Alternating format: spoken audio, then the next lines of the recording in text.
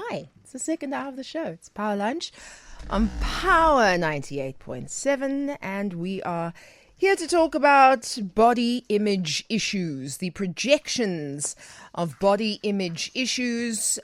We've spoken about it in general with Anesu before, but this time we're going to speak specifics about beauty standards making us hate our natural selves.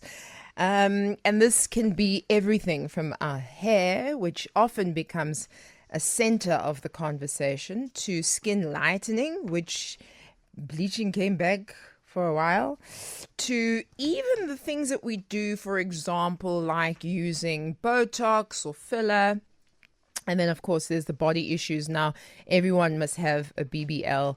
Otherwise, you are not actually worthy of breathing the same oxygen as the rest of us. You know, this feeling that those who cannot, keep up with the booty are just being told that we need you thicker and thicker and thicker and thicker. And that's part of what's happening right now in this era. In the era I came up in, heroin chic was the thing. You had to be the skinniest of skinny. That was how our clothes fit us. We had those very, very, very low rider jeans. And you can't have a gut and wear low rider jeans. Sorry, guys.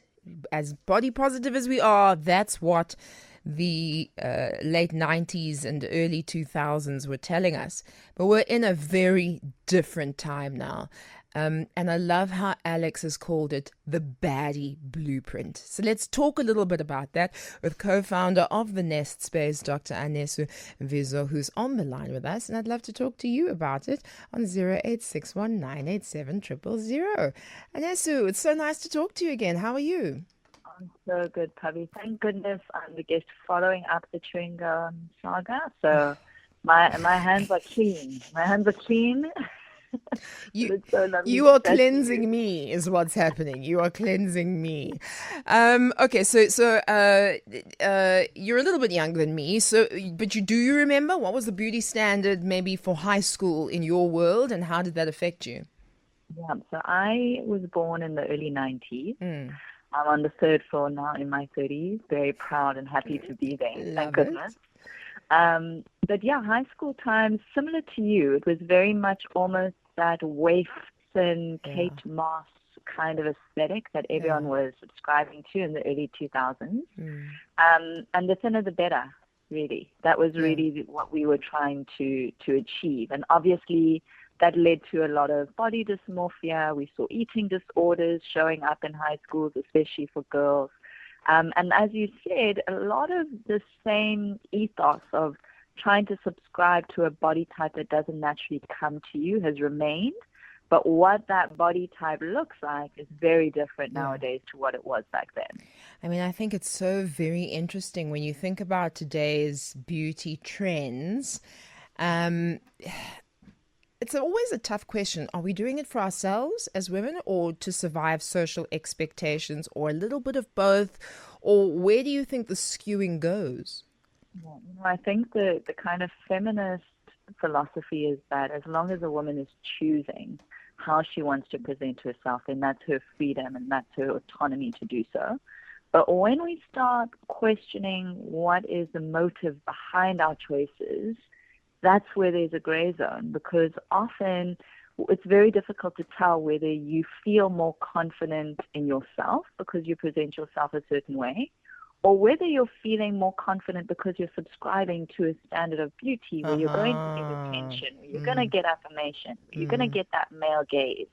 So it's not just as simple as saying, choose what makes you most comfortable nowadays, because comfort is not necessarily an authentic inner expression anymore. A lot of it has to do with outward and external validation and acceptance. It's so true. That's a very interesting space to be in, right? Because are you really comfortable? You may fit in for the nights out, or for the Grecian holidays, or for the photographs, or the wedding, or whatever it is. But let's talk about inner self and what it's taking to keep up, and And also then with the most recent body standards, you've almost got to go under the knife for a lot of these things that are happening. So psychologically, mentally, self-esteem wise, where are we that we're following these trends that may actually even take our lives because of operations? Yeah, I think that a lot of it stems from us struggling to understand that sense of self, struggling to define who it is that we are beyond the money that we make, who we're dating, the status that we have in society. Yeah. So when you yourself are not defining who you are, you often have to create masks and costumes that tell that story to the world for you. And you put on a mask that says that you are put together, successful, a baddie. You put on a costume that shows that you have wealth, that you are someone that's desirable, that you're successful. But none of that actually speaks to who you truly are, what your passions are, your purpose, what you love to do when no one's watching. I think that's also something you touched on, Pabi, is we live in this society where if there isn't a photo, a video, or a post, then it never happened. So whatever happens at home in your bedroom when you're with yourself basically doesn't exist anymore. Sure. And those quiet moments are actually the moments where we find out who we are, where we define ourselves, where we connect to our spirits. So if we're saying that that isn't real, that doesn't exist unless we show it to other people, it creates a gray zone where you're constantly, like I said, putting on these masks or these costumes to try to define yourself. You know, you've just triggered something in me around, I think I was telling my someone very, very, very much younger than me, whoever it was, how much time we had for music. So I would line my bedroom with my proper boombox. I think I had one of those 6 CD players, right? So you put 6 CDs in there, and then you can choose which one you want to play. The same. I'm very fancy. And then and I'd listen to, and there's specific albums that come to mind: Lauryn Hill's Miseducation, Jill Scott, Alanis Morissette, and I just listen from track 1 to the end, and then there'd be a hidden track sometimes, and just think and just commune with myself and just hang out and decide for myself, well, what kinds of things do I like? What am I into? What do I want to feel like? And I don't know if we have that space because of how quickly the world turns nowadays, A. But B, to your point, you know, you're not necessarily enjoying hobbies anymore. Everything must be memorialized for the gram or for TikTok. And another part of it is, as an adult, how everybody looks at your hobbies and said, but you can monetize that. And I'm like, but that's just a thing I like to do outside of my job. Are we not allowed to have pursuits? Are we not allowed to, you know, enjoy ourselves? And that then gives us this really hyper focus on what we look like on these tiny screens. And, you know, Pabi, I remember just going back to that nostalgic memory. There were also moments where you would put on your jeans and you'd put on, you know, your makeup, you'd do your hair a certain way, you'd copy the choreography of the music video, but you'd be doing that in the mirror to yourself, feeling great, affirming how strong and powerful and sexy you were. And that was a sense of confidence. And then you would step out of the house wearing exactly the same thing, that blue eyeshadow and that red lipstick that we all remember. And you would feel good because even when no one was watching, that's what made you feel good anyway. And it's so different now where people look completely different when they are hyping themselves up, when they're practicing self-care, to what they look like outside. It's almost like we're living in 2 different worlds when we step out of our doors. Yeah, it's very interesting. I mean, out of our doors then versus online now. And I don't ever want to put all the blame on social media, because I think a lot of really good stuff comes from social media as well. But there is a specific pressure And I know you work in media, so I don't know if it's a pressure for you, but you know, a lot of the stuff that you do is quite glamorous, even though it's outdoors, for example, right? Or there's a opposite side of the spectrum where everything has to look expensive. And we've even seen friendships break down because they were like, no, we said you must only wear white with Gucci to my party, and you just arrived with white and LV. We can't be friends. And if that sounds superficial and dumb, I'm telling you, I can find a TikTok right now where somebody has said that. And so, what is this pressure to look expensive? Yeah, there's something about us needing to validate our success through the optics of it. It's not enough to just be at peace, to be living a lifestyle that affords you travel and things. Yes, of course, there's the aesthetic of that, right? Of traveling all over the show and showing people all of the destinations you're going to. But beyond that, I think if you're not able to show how you're spending your money, the idea is that you don't have it anymore. And I think it's just there's almost like this influencer aesthetic that everyone, I think, is trying to subscribe to, where we're forgetting that a lot of the time when we see influencers showing off their lifestyle, it's brand deals, it's ambassadorships. They're getting paid to do this. They're being given products to show off that might fit into that specific luxury market. But people, it's so cleverly disguised, and that's what influencer marketing is at the end of the day, that people think that people their age are just living that innately because they've made that money from other means, when in fact that is their work and that's their career. And so you have everyday people then wanting to subscribe and have that same aesthetic on social media, which creates this unrealistic expectation of how especially young people who haven't even begun working, who are still studying, of them trying to achieve this lifestyle that's unattainable. I think people take me seriously when I make little jokes about my face, my body, etc. Because I don't know, I find a lot of people speak down to themselves, and that's not what I'm trying to do at all. My gag here, and it's an old gag that I've been saying on Power for a long time, that nobody's ever taken me to Dubai because I don't have Dubai booty. Okay, I have just sit where you are and do your job, booty. And so the BBL trend is an outrageously raucous trend at the moment. Cosmetic surgery being almost the new version of grooming, if you could think of it that way. Have we gone too far to normalize that? Yeah, I think it's a very different conversation talking about social media filters, hairstyles, makeup, and how that impacts your mental health, to cosmetic procedures that have a wide range of side effects and complications when it comes to your physical health as well. And these are permanent procedures. Yes.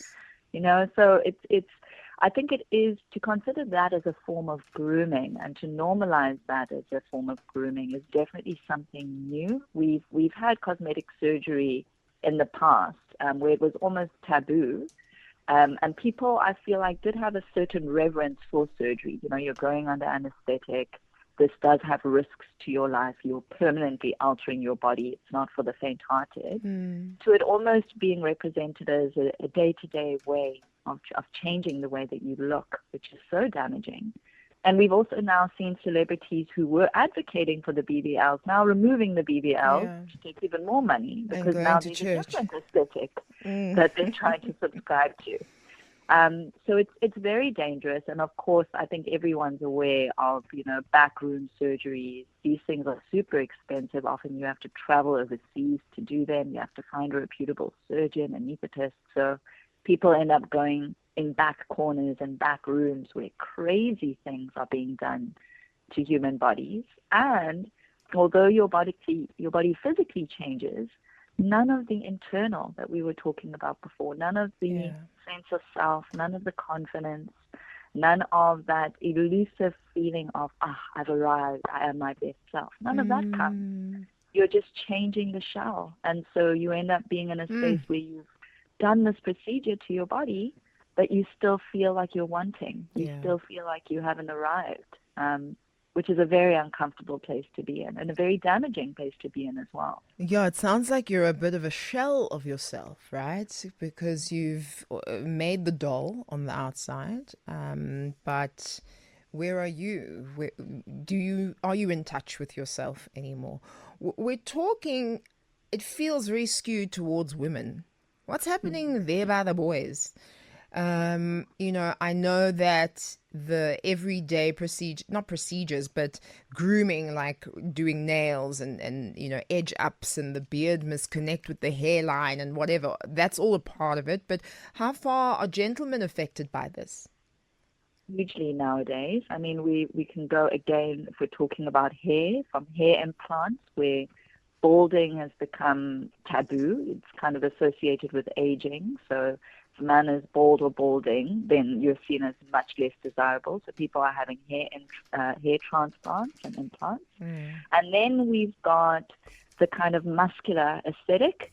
So men doing procedures where they create the illusion of muscle using fat transfer. I don't know if you've seen this, Pabi, but creating abs or creating biceps, which is also very dangerous for the body. And you're carrying weight in other parts of the body where you haven't even grown the muscles to be able to withstand that or to lift that. So you can imagine transferring fat onto your biceps, but not actually having the muscle to move and lift your arms in certain ways. So you start to have issues with the way that your body functions and muscular tension. We're seeing that there.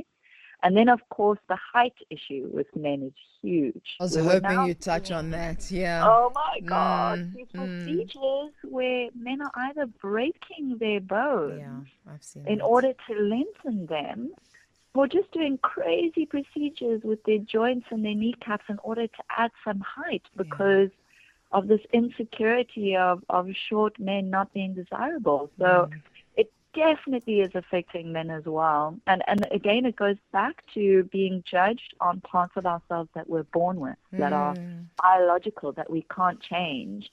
And it's almost like being judged on the color of your skin. You know, we can go to skin whitening and all of that again, and the politics behind that.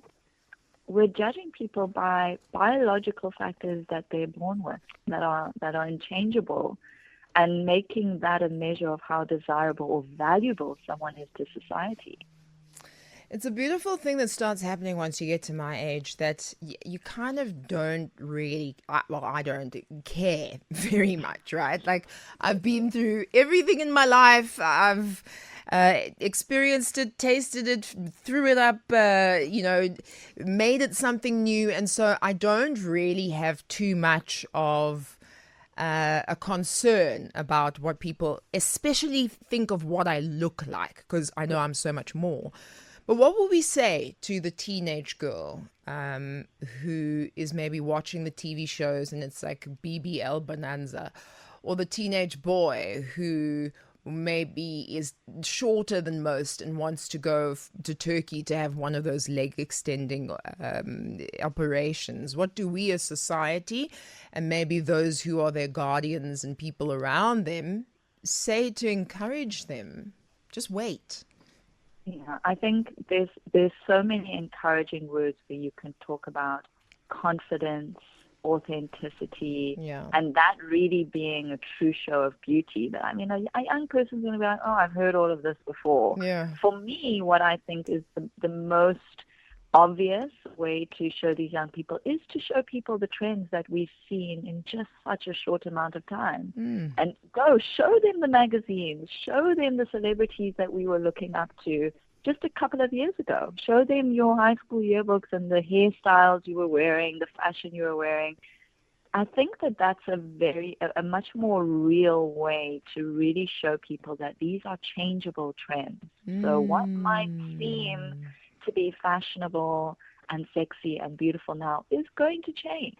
So what is the point in changing yourself to something that's impermanent already? Surely you want to find something about yourself that is permanent, which is your true self, your authentic self, and work on making that healthier, bringing out your utmost potential in the things that you already possess, the talents that you already have, as opposed to trying to mold yourself into a stencil And then a couple of years later, you have to mold yourself into something else. Yeah, 100%. And I think it's also so beautiful to have moments where you self-connect. So maybe it was the music in the old days where I'd spend in my room, but coming to do some yoga. I love lifting in the gym, and it's my time to be with me, to feel my body, to be inside of my body, because then I have a relationship with my body, right? It's not just something that is there to augment or not augment. So how do we find you in the nest space? And maybe you can tell us a bit more of what you're up to these days.